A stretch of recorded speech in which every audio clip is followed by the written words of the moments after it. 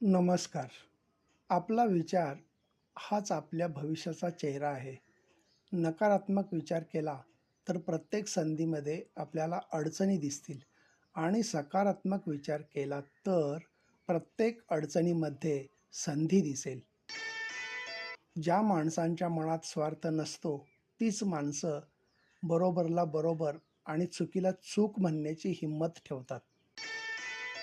आपल्या व्यक्तिमत्त्वाची उंची आपण गगनाला हात किती टेकवले यावर मुळीच अवलंबून असत नाही, तर आपले पाय नेहमी जमिनीवर किती टिकून असतात यावर ती उंची अवलंबून असते. जेव्हा शरीर थकतं तेव्हा थोडा आराम केल्यानं काही क्षणात बरं वाटत असतं.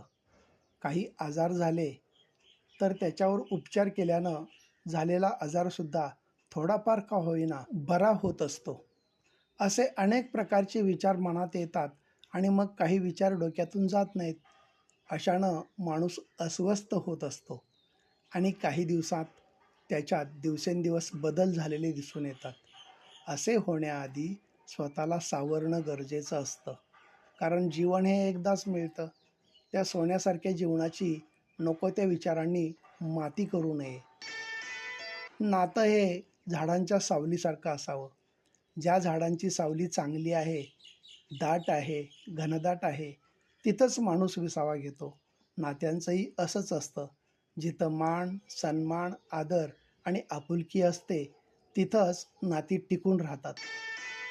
कौतुक करणाऱ्या शेकडो व्यक्तींपेक्षा प्रोत्साहन देणारी एक व्यक्ती सोबत असावी, जी आयुष्यातील सर्व नकारात्मकतेला पुरून उरेल. आयुष्यात अशी नाती जोडा, जी रक्ताची नसली म्हणून काय झालं, पण हक्काची असली पाहिजेत. रक्ताच्या नात्यांची जाणीव भरून निघाली पाहिजे.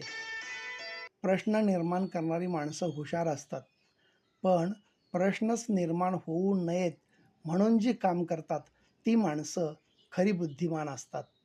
धन्यवाद.